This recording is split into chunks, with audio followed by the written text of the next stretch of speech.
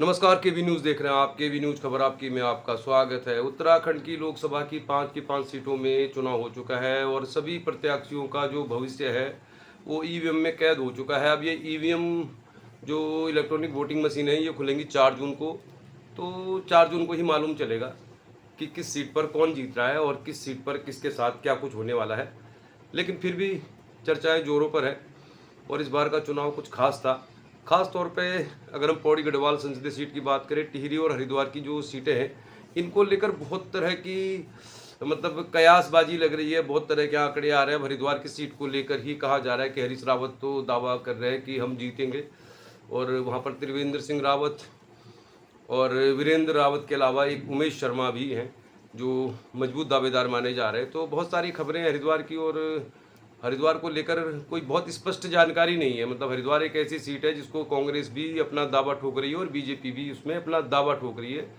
और अब सबसे बड़ी बात यही है कि अब उमेश शर्मा जो वहाँ पे निर्दलीय विधायक है कानपुर के, जिनकी वहाँ पे बहुत अच्छी पकड़ बताई जाती है, अब उन्होंने किस तरह से अपनी स्थिति वहाँ पे बनाई हुई है और जब वहाँ पे वोटिंग का परिणाम आएगा तो मालूम चलेगा कि वोट किस तरह पड़ता है। टिहरी का भी यही मामला है। टिहरी में माता रानी लक्ष्मी और इस शाह और जो राजघराने की एक मतलब प्रत्याशी हैं। इसके अलावा वहाँ पे बॉबी पवार की बात हो रही है। बॉबी पवार जो शुरुआत में काफ़ी बड़ी भीड़ जुटाने में सफल रहे और उनके चर्चे तो हैं ही, इस बात से आप इनकार नहीं कर सकते। तो ये 2 सीटें जिस पर लोगों को एक राय बनाने में बड़ी मुश्किल हो रही है, क्योंकि सबसे बड़ा मसला यही है कि जो बॉबी पवार हैं वो वोट जो ले जा रहे हैं वहाँ पे पूर्व सैनिकों ने उन्हें समर्थन दिया है, युवाओं का समर्थन भी उन्हें मिला है और 65% से ज़्यादा हिस्सा तो इसमें देहरादून का ही आता है।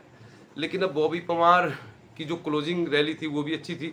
तो इन 2 सीटों में मामला इस तरह का है कि खुलकर कोई नहीं कह पा रहा इसमें कि यहाँ से कौन जीतेगा। लेकिन हम बात करेंगे पौड़ी गढ़वाल संसदीय सीट की, जो हम लगातार आपको इसकी खबरें दिखा रहे हैं और हमें लगता नहीं था कभी कि इतने सारे वीडियो बनेंगे लोकसभा चुनाव में। इससे पहले क्या होता था कि लोकसभा के चुनाव में एक औपचारिकताएं हुआ करती थी, बहुत कम, क्योंकि बहुत बड़ा जो संसदीय क्षेत्र है, जैसे पौड़ी गढ़वाल की जो सीट है, सभी सीटों में 14 विधायक हैं, विधानसभाएं हैं। अब पौड़ी गढ़वाल की 14 विधानसभाओं का जो क्षेत्र है कितना बड़ा है, आप समझिए कोटद्वार से शुरू होने के बाद ये बद्रीनाथ तक चला जाता है, रामनगर तक चला जाता है। तो अमूमन लोकसभा चुनाव को लेकर बहुत ज़्यादा चर्चाएं होती नहीं थी, लेकिन इस बार का चुनाव ही ऐसा हो गया कि बस इसकी चर्चा ख़त्म नहीं हो रही है। शादी विवाह का सीज़न है आजकल और ऐसा लग रहा है कि आजकल परसों में जो होने वाली शादियां वो सबसे ज़्यादा हैं, सबसे ज़्यादा शाये है, क्योंकि कुछ लोगों ने इलेक्शन की वजह से जो अपनी शादियों की तारीखें थी वो इन्हीं तारीखों में शिफ्ट कर दी, 21, 22, 23 में। लेकिन शादी हो, फंक्शन हो, चर्चा हो रही है राजनीति की और बहुत सारी खबरें आ रही हैं, मतलब छन छन के खबरें आ रही हैं पौड़ी गढ़वाल संसदीय सीट में। अब चूंकि चुनाव हो चुका है, वोटिंग हो चुकी है, अब हम कोई भी खबर दिखा दे या कोई भी चैनल कोई भी खबर दिखा दे उससे कोई फ़र्क पड़ने वाला नहीं है। तो क्यों ना हम आपको आज कुछ ऐसी खबरें बताएंगे, राज की खबरें जो चल रही हैं। तो फिर खबरें चल रही तो आपके साथ शेयर कर देंगे, क्योंकि अब कोई फ़र्क पड़ने वाला नहीं है, क्योंकि जो परिणाम है वो तो 4 जून को मालूम चलेगा और लोगों का जो वोट है वो कैद हो चुका है ईवीएम में। तो इससे कोई फ़र्क नहीं पड़ता। आज की तारीख में अगर कोई भी बंदा, कोई भी चैनल हो या कोई भी व्यक्ति कुछ भी राय रख ले तो उससे कोई फ़र्क नहीं पड़ता। और ये सबसे अच्छी स्थिति है कि खुलकर बात हो रही है कि आखिर हुआ क्या। चलिए फिर आपको बताते हैं क्या चल रहा है आजकल, क्या बातें हो रही हैं। और कोटद्वार की हम खास तौर पर बात करेंगे और हम स्पष्ट तौर पर कहना चाहते हैं कि केवी न्यूज़ ये दावा नहीं करता कि पौड़ी गढ़वाल की संसदीय सीट में कौन जीत रहा है, और ये दावा हम करने की स्थिति में नहीं है। लेकिन कोटद्वार के बारे में जरूर हम दावा करेंगे और कोटद्वार की अगर हम खबर दिखाएंगे आपको राजनीति की तो आप 100% सही दिखाएंगे। चलिए फिर आगे बढ़ने से पहले कुछ खबरें और हैं जिन पर बात करते हैं, फिर बात करते हैं पौड़ी गढ़वाल की संसदीय सीट की। तो उत्तराखंड से जो लगा हुआ उत्तर प्रदेश का क्षेत्र है वहाँ पर भी कई लोकसभा सीटों में चुनाव हो चुका है। मतलब नगीना की अगर मैं बात करूँ, नगीना चूँकि जो सीट है वो बिल्कुल कोटद्वार के बॉर्डर से लगी हुई सीट है, नजीबाबाद भी इसी सीट में आता है। और एक समय ऐसी स्थिति थी कि अगर चंद्रशेखर आज़ाद को इंडिया गठबंधन का सपोर्ट मिलता तो बहुत ज़्यादा संभावना इस बात की थी कि आसानी से वो चुनाव जीत जाते, क्योंकि ये मुस्लिम बहुल, दलित और बिल्कुल अल्पसंख्यक, मतलब जो भी एक ऐसा वोट बैंक होता है जो बीएसपी या सपा या कांग्रेस को वोट देता है, उन लोगों का ही मतलब ये क्षेत्र था। लेकिन यहाँ पर के बारे में खबर आ रही है कुछ कि यहाँ पे चंद्रशेखर आज़ाद जो खड़े अपनी पार्टी से, इसके अलावा वहाँ पे सपा का भी कैंडिडेट खड़ा है और बसपा का भी खड़ा है। तो ऐसी खबरें आ रही कि इस सीट से बीजेपी को फायदा हो सकता है अगर वोट डिवाइड हो गया। अगर चंद्रशेखर को मतलब वोट नहीं पड़ा, सारे मिलके उनको वोट नहीं देंगे, अगर वोट डिवाइड हो जाएगा वहाँ पे अल्पसंख्यकों का और जो अनुसूचित जाति जनजाति के लोग हैं, तो फिर वहाँ पे बीजेपी को फ़ायदा मिलेगा, क्योंकि बीजेपी का जो वोटर होता है वो इंटैक्ट होता है, उनका वोट अपने कैडर पे ही जाता है, कैडर वोट पार्टी में ही जाता है। तो ऐसी खबरें आ रही उस सीट से जहाँ पे सबसे ज़्यादा संभावना थी चंद्रशेखर आज़ाद की जीतने की, लेकिन वहाँ पर इस तरह की खबरें आ रही कि वहाँ पे समाजवादी पार्टी का भी प्रत्याशी था, बहुजन समाजवादी पार्टी का भी प्रत्याशी था। अगर वोट डिवाइड होंगे तो फिर मुश्किल में पड़ जाएगी चंद्रशेखर की जो सीट है, लेकिन मुकाबला उनका सीधे बीजेपी से है। ये खबर तो है हमारे सबसे नज़दीकी क्षेत्र नगीना की। और मुरादाबाद की सीट में सर्वेश सिंह जो भारतीय जनता पार्टी के प्रत्याशी थे, उनका हार्ट अटैक से निधन हो गया। ये खबर आपने सुन ली होगी, और खबर आपने सुन ली होगी तो हम आपको क्यों दिखा रहे हैं। दरअसल मामला क्या है कि अब सर्वेश सिंह जो वहाँ पर उम्मीदवार थे, प्रत्याशी थे बीजेपी के, वो काफ़ी लोकप्रिय थे। मतलब मुरादाबाद जो सीट है इसमें अल्पसंख्यकों की संख्या भी बहुत ज़्यादा है, मतलब इसमें बहुत सारे मुस्लिम बहुल क्षेत्र भी हैं। तो ऐसा माना जाता रहा कि सर्वेश सिंह काफ़ी लोकप्रिय थे कई ऐसी मतलब विधानसभाओं में जहाँ पर मुस्लिम समुदाय के लोग भी रहते हैं। और अब उनके हार्ट अटैक से निधन होने के बाद बीजेपी के लिए यहाँ पे दोहरा झटका है। वो कैसे है आपको बता देते हैं। अब अगर सर्वेश सिंह चुनाव जीत भी जाते, मतलब उनका तो निधन हो गया, वोटिंग होने के बाद उनका निधन हुआ है, तो अगर वहाँ पे रुचि वीरा जो इंडिया अलायंस के कैंडिडेट हैं वो चुनाव जीतती हैं, तो फिर वो जहाँ तक हमें जानकारी, जो जानकारी चुनाव आयोग की भी है, क्योंकि वोटिंग हो चुकी है, तो अगर रुचि वीरा जीत जाती हैं तो फिर स्वाभाविक तौर पे उनको ही सांसद माना जाएगा, क्योंकि जो उनका निधन हुआ है वोटिंग होने के बाद हुआ है। लेकिन अगर सर्वेश सिंह जीत भी जाते हैं तो भी ये सीट खाली हो जाएगी, क्योंकि उनका निधन हो गया, तो भी यहाँ पे दोबारा चुनाव होना है। तो बीजेपी के लिए यहाँ पे दोहरा नुकसान हो रहा है। एक तो उनका लोकप्रिय नेता अब इस दुनिया में नहीं है, और अगर वो जीत भी जाते हैं तो भी ये सीट रिक्त मानी जाएगी, इसमें दोबारा चुनाव होगा। ये नज़दीकी खबरें थी जो हमने आपको दिखा दी। बाकी तो बहुत सारे सीटें हैं जिनमें बहुत चर्चा है। दिल्ली नॉर्थ ईस्ट की जो उत्तर पूर्वी दिल्ली की जो सीट है, जिसमें कन्हैया कुमार और मनोज तिवारी के बीच मुकाबला होना है, उस पर बहुत चटकारे ले रहे लोग। इसके अलावा मंडी में विक्रमादित्य सिंह और कंगना रनावत की जो सीट है उसको लेकर भी लोगों की बड़ी नज़र है। हम सीटों की ज़्यादा बात नहीं करेंगे, क्योंकि हम उत्तराखंड में रहते हैं, पौड़ी गढ़वाल के अंतर्गत कोटद्वार से चैनल चलाते हैं। तो कोटद्वार की जो लोगों की जो बातें हैं, जो राय है और जो खबरें चल रही हैं, बड़ा मज़ा आ रहा है उनको सुन के। उसकी बात हम आपसे जरूर करेंगे, क्योंकि अब हल्का फुल्का माहौल है, चुनाव हो चुका है, वोटिंग हो चुकी है, कोई मतलब मसला ही नहीं है। कहने का मतलब ये, चुनाव से पहले तो बहुत सारे मसले होते हैं, और खबर दिखाने वाले को भी देखा जाता है कि किसके फेवर में है। बहुत सारी चीज़ें होती हैं जो चलती रहती हैं। तो चलिए फिर अब बात करते हैं पौड़ी गढ़वाल संसदीय सीट में जो कुछ छूट गया। कल हमने एक वीडियो डाला था और मुझे लग रहा था कि ये मैंने एक समीक्षा डाल दी, तो ये लगभग चुनाव से संबंधित आखिरी वीडियो होगा, लेकिन उस पर बहुत अच्छा रिस्पॉन्स आ रहा है। बहुत सारे लोगों ने मुझे पर्सनली फ़ोन करके कहा है कि आपने जो समीक्षा दिखाई है बहुत अच्छी है।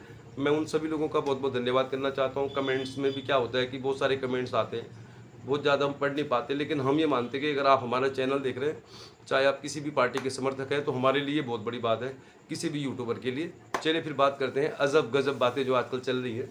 और कोटद्वार की बात करने से पहले पौड़ी संसदीय सीट में जो कुछ छूट गया था उसकी बात करते हैं। तो पौड़ी की बात करने से पहले अब एक बात जरूर हम आपसे शेयर कर दें, और चूँकि ये बातें आपस में कनेक्ट हैं, और बात कर रहे हैं हम योग गुरु बाबा रामदेव। बाबा रामदेव जब उन्होंने अपना दंतकांति प्रोडक्ट निकाला, और अपना जो उन्होंने प्रोडक्ट निकाला पतंजलि का जो घी था, तो भाई साहब उन्होंने ये मान के चल दिया कि अब हमारे 2 प्रोडक्ट मार्केट में छा गए हैं, तो सैकड़ों प्रोडक्ट निकाल दिए। और यहाँ तक कि एलोपैथी को लेकर उन्होंने इतनी सारी ऊटपटांग बयानबाजी की कि बस क्या कहें। आप अंदाज़ा लगाइए, आपको मालूम होगा। कोरोनिल दवा को उन्होंने कह दिया कि कोरोना की दवाई है। सब कुछ बात थी, आई गई हो गई। और इसीलिए हम कहना चाहते हैं कि सत्ताएं जो हैं बदलती रहती हैं। सत्ता आज किसी के साथ है, और सत्ता के करीब होने का जो घमंड होता है, जो गुरूर होता है, वो कैसे टूटता है, इसका सबसे बड़ा उदाहरण है बाबा रामदेव। बाबा रामदेव सुप्रीम कोर्ट में माफ़ी मांगते जा रहे हैं, माफ़ी मांगते जा रहे हैं। उनकी 3-4 तारीखें लग चुकी हैं, और सुप्रीम कोर्ट है कि वो कह रहा है कि तुम नादान नहीं हो, तुमने ये सब किया ही क्यों। तो अभी तक तो मामला सिर्फ ये चल रहा था कि बाबा रामदेव ने जो एलोपैथी को लेकर तरह तरह के बयान दिए थे, तो इंडियन मेडिकल एसोसिएशन ने उन पर जो मुकदमा किया था उसको लेकर मजाक बना रहे थे। और उन्होंने यहाँ तक कहा था कि क्या मेरी मूंछ पाड़ लोगे क्या। मतलब बाबा रामदेव जिनके दरबार में इस समय की जो सरकार है उसके बड़े से बड़े नेता हाजिरी लगाया करते थे, और सत्ता के करीबी होने का जो अहंकार था बाबा रामदेव का चूर चूर हो गया है।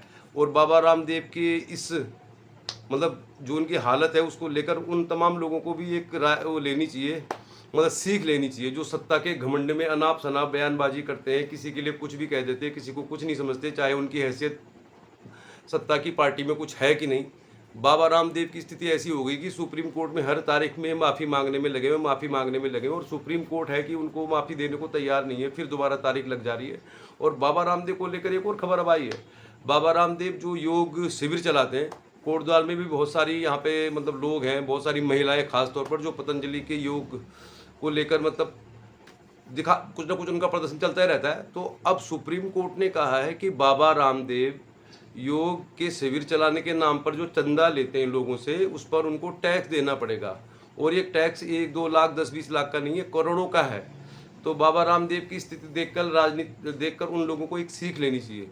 जो लोग सत्ता के करीब होने का दिखावा करते हैं लोगों में और इस तरह की मतलब बयानबाजी करते हैं जैसे कि वो मुख्यमंत्री के बिल्कुल करीबी हों, तो बाबा रामदेव को आप कोई नहीं पूछ रहा, सरकार उनको बचाने आगे नहीं आ रही है। वो माफ़ी मांगते जा रहे हैं, मांगते जा रहे हैं, मांगते जा रहे हैं, और बाबा रामदेव बुरी तरह से फंस गए क्योंकि बहुत कुछ ऐसा कर चुके हैं जिसका अंजाम उनको भुगतना पड़ेगा। तो राजनीति में अगर आप सत्ता के करीब हैं या सत्ताधारियों के करीब हैं तो उसका घमंड बिल्कुल न करें। राजनीति एक ऐसी चीज़ है जिसमें कोई किसी का दोस्त नहीं होता। आज आप राजनीति में किसी के साथ हैं और वो नेता कब आपके साथ किस तरह का व्यवहार करेगा इसकी कोई गारंटी नहीं है। तो बाबा रामदेव का जो हश्र हो रहा है उससे उन लोगों को सबक लेना चाहिए जो लोग सत्ता के करीब होने से ऐसे अहंकारी हो जाते हैं कि किसी को कुछ नहीं समझते। तो चलिए फिर पौड़ी की बात करते हैं। ये तो बातें होती रहेंगी, अभी बाबा रामदेव का मामला चलता रहेगा तो हम आपको खबरें दिखाते रहेंगे, क्योंकि उत्तराखंड में ही उनका सब कुछ है। आचार्य कुलम है, पतंजलि योग पीठ है, पतंजलि पता नहीं कितने सारे वो प्रोडक्ट बनाते हैं, कितना बड़ा उनका अरबों का कारोबार है। तो बाबा रामदेव की बात तो होती रहेगी। अब करते हैं बात पौड़ी गढ़वाल की और बात करते हैं कोटद्वार की।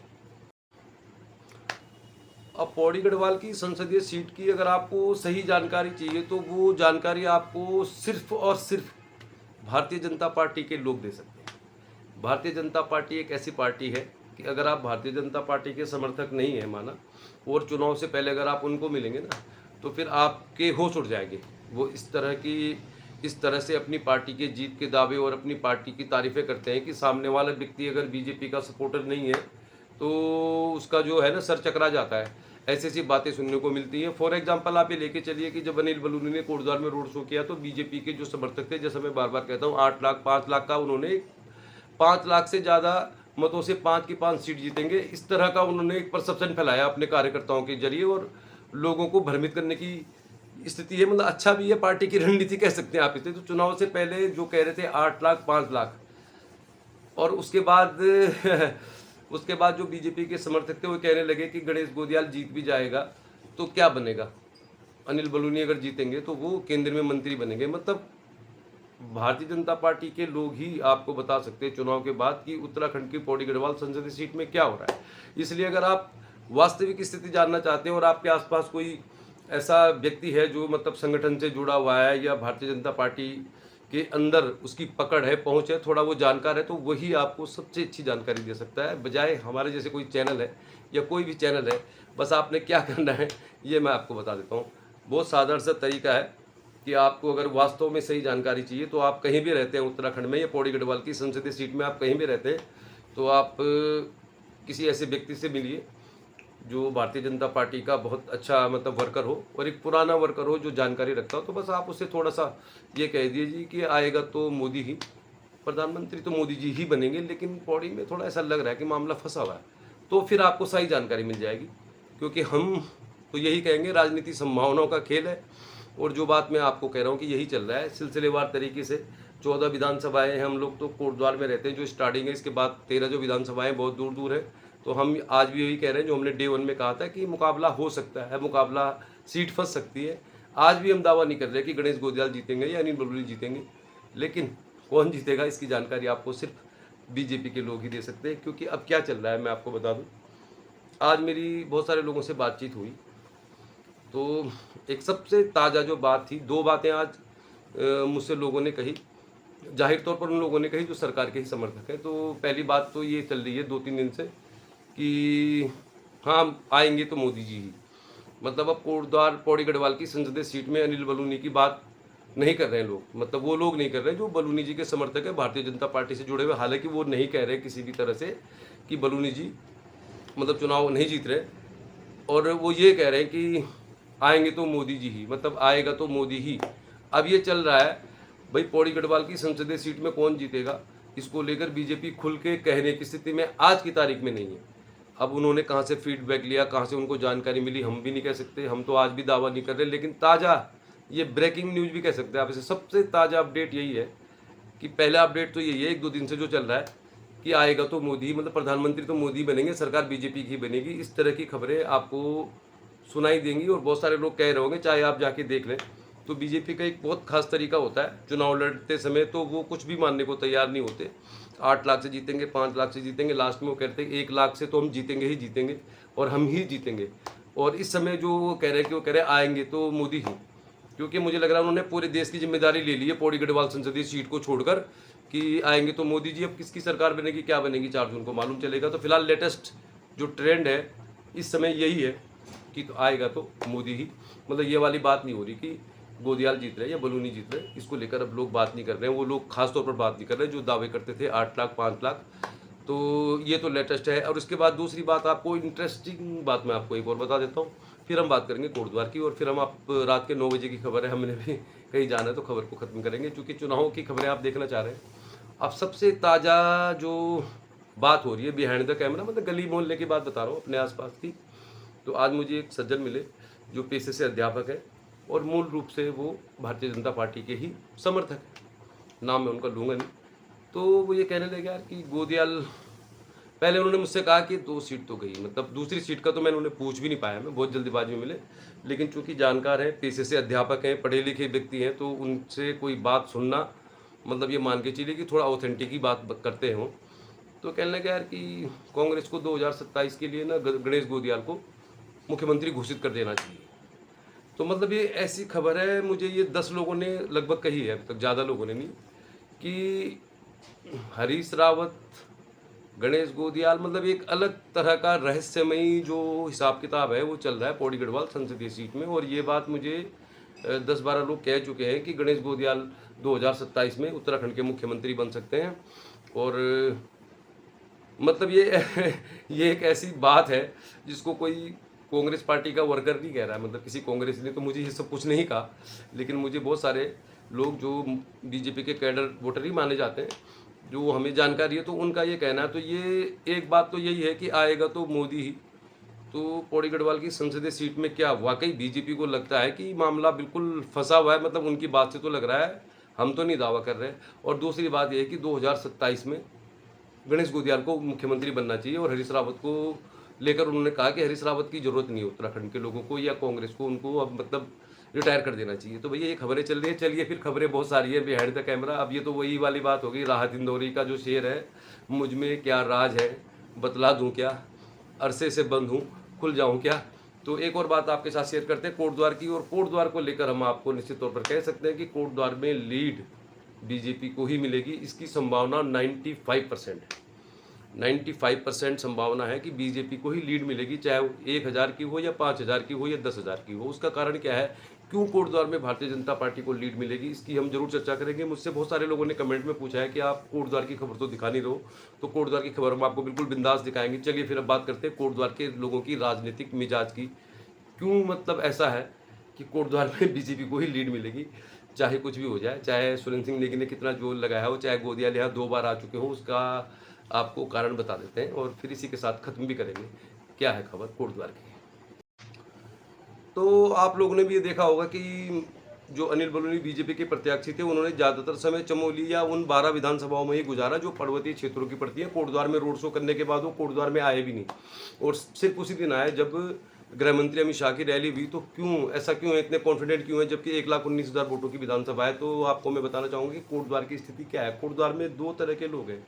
एक लोग वो जो 2010 से पहले से यहाँ के निवासी हैं, और 2010-12 के बाद जो पौड़ी गढ़वाल से पलायन करके लोग कोटद्वार में आकर बसे हैं, वो 2 तरह के लोग हैं। एक पुराने लोग जो पहले से कोटद्वार में रहते हैं, और एक बहुत बड़ी संख्या उनकी है जो लोग बाद में माइग्रेट होकर पौड़ी गढ़वाल के अलग अलग क्षेत्रों से आके कोटद्वार में बसे हैं। और कोटद्वार की वोटर की बात करने से पहले एक और बात आपके साथ शेयर कर दूं कि ऐसी खबरें आ रही कि मतलब त्रिवेंद्र सिंह रावत हों, रमेश पोखरियाल निशंक हों, बहुत सारी इस तरह की खबरें हैं कि अनिल बलूनी के जीतने से यहाँ के राजनीतिक परिदृश्य में क्या चेंज हो सकता है। और जो बात गोदियाल कह रहे थे कि भाई त्रिवेंद्र रावत, तीरथ सिंह रावत, बहुत तरह की बातें। तो कोटद्वार में जो लोग उन बेल्टों से आके बसे हैं, जो मूलतः भारतीय जनता पार्टी के वोटर है, क्या उनमें से कुछ प्रतिशत ऐसा वोट है जो गोदियाल को पढ़ सकता है?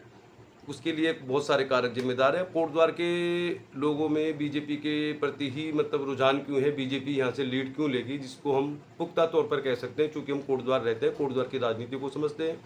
तो कोटद्वार में एक बहुत बड़ा वर्ग है जो मतलब पिछले 10-12 सालों में पूरे पौड़ी गढ़वाल के अलग अलग जगहों से आके कोटद्वार में बसा है। तो ये लोग जब कोटद्वार आए तो उस समय नरेंद्र मोदी का स्वर्णिम दौर चल रहा था। जब भी किसी ने टेलीविज़न चैनल खोला या कोई, चाहे उन्होंने लोकल चैनल खोला या कोई भी चैनल खोला, तो उनको सिर्फ मोदी जी का ही चेहरा दिखाई दिया और मोदी जी को ही उन लोगों ने देखा। तो उन लोगों की संख्या बहुत ज़्यादा है जिनको लगता है कि मोदी जी का ही ज़माना है, मोदी जी ही मतलब सबसे बड़े नेता हैं भारत के। आज गणेश गोदियाल जब पौड़ी गढ़वाल की संसदीय सीट में बहुत बड़े दावेदार बनकर उभर रहे हैं, इसके बावजूद मैं ऐसा क्यों कह रहा हूँ कि कोटद्वार में बीजेपी को ही लीड मिलेगी? उसके दो कारण है। सबसे बड़ा कारण है महिलाओं का वोट। अब क्या आप समझिए, इसे महिलाओं के लिए तो आप कोई भी शब्द नहीं कह सकते, कुछ भी नहीं कह सकते, क्योंकि हमारा भी चैनल है। पर दरअसल क्या है कि पूरे पौड़ी गढ़वाल से जो लोग कोटद्वार में आकर बसे हैं, उनमें ज़्यादातर सर्विस क्लास लोग हैं। मतलब जिनके जो मुखिया हैं वो या तो सर्विस में है, मतलब फौज में है, पैरामिलिट्री फोर्स में है या किसी अन्य नौकरी में है। ज़्यादातर लोगों की संख्या वही है और सब ने अपने यहाँ पे छोटे छोटे घर बनाए हुए और घर बना के उनके बच्चे यहाँ के स्कूलों में पढ़ रहे हैं। तो ज़्यादातर जो महिलाएं हैं, मतलब बहुत ज़्यादा संख्या में जो महिलाएं हैं जिनके जो हस्बैंड हैं वो सर्विस में है, मतलब कोई फोर्स में है, कोई फौज में है, कोई पैरामिलिट्री फोर्स में। तो उन लोगों को एक ग्रामीण जीवन का जो एक मतलब मुश्किल जीवन होता है, उससे आज़ादी मिली। यहाँ पर उन लोगों ने घर बनाया, मतलब उनके जो भी एक सोर्स ऑफ इनकम था, घर बनाया, फिर अपने बच्चों को यहाँ के स्थानीय स्कूलों में भर्ती करा दिया।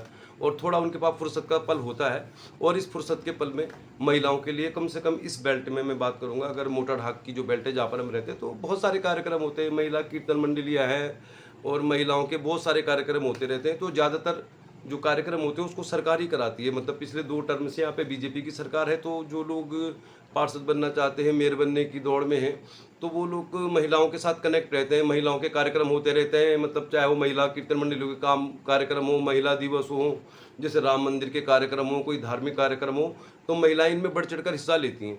और स्वाभाविक तौर पर जो भी कार्यक्रम होते हैं तो उसमें सरकार के नुमाइंदे मौजूद रहते हैं, चाहे वो विधायक हों चाहे पार्षद हों। तो इसलिए जो कोटद्वार में महिलाएं हैं उनका जो एक जीवन शैली है, बच्चे स्कूल जाते हैं, सुबह उठ के बच्चों को स्कूल भेज देते हैं और बच्चे स्कूल जाते हैं, उनको इंग्लिश मीडियम स्कूलों में भर्ती करा दिया गया। थोड़ा उनके पास फुर्सत भी होती है तो वो अपने आप को इन क्रिएटिव कामों में भी साझेदार कर लेती हैं। अब आजकल एंड्रॉयड फ़ोन का ज़माना है, तो इसलिए यहाँ पर जो महिलाएं हैं ख़ास तौर पर, उनका रुझान सरकार के प्रति है। मतलब उनको लगता है कि उनको जो भी कुछ आज मतलब जिस तरह का उनको मतलब एक आज़ादी मिल रही है, जिस तरह उनकी एक पहुंच है, जिस तरह उनको पूछा जा रहा है, जिस तरह उनको तरह तरह के कार्यक्रमों में हिस्सा लेने का मौका मिलता है, चाहे धामी जी आते हैं, चाहे कोई महिला दिवस का कार्यक्रम है, अन्य कार्यक्रम है, तो उनका स्वाभाविक तौर पर रुझान जो है बीजेपी के प्रति है। और भी बहुत सारे कारण हैं, लेकिन सबसे बड़ा कारण यही है कि चाहे गोदियाल ने यहाँ पे 2 भ्रमण कर लिए हों, फिर भी कोटद्वार से बीजेपी को ही लीड मिलेगी। इसका मतलब ये खबर बिल्कुल सही है।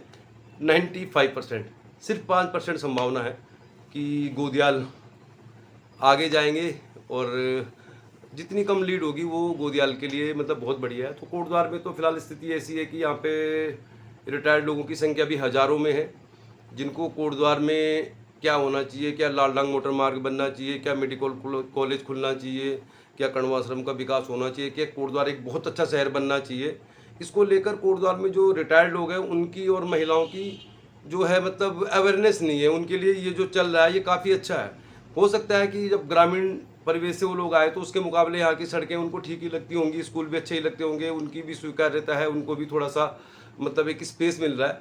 लेकिन वास्तव में कोटद्वार एक संभावना का शहर है और जब तक कोटद्वार में लालडांग मोटर मार्ग नहीं बनता, कण्वाश्रम का विकास नहीं होता, कोटद्वार में मेडिकल कॉलेज और एजुकेशन का स्टैंडर्ड बढ़ता नहीं है, तो जो लोग अभी सोचकर खुश हैं कि सब बढ़िया है, ये आने वाले समय में कोटद्वार के लिए बहुत ही मुश्किलें पैदा करने वाला है। क्योंकि यहाँ पे एजुकेशन का लेवल ऐसा नहीं है कि जिससे जॉब लग जाए। मतलब यहाँ पर के स्कूलों में स्कूल का, अब हम स्कूल वालों को भी इसमें दोष नहीं दे सकते, क्योंकि जब पेरेंट्स को ही मालूम नहीं है कि जो बच्चा उनका स्कूल जा रहा है वो 12वीं के बाद क्या कर पाएगा, इतनी अवेयरनेस नहीं है।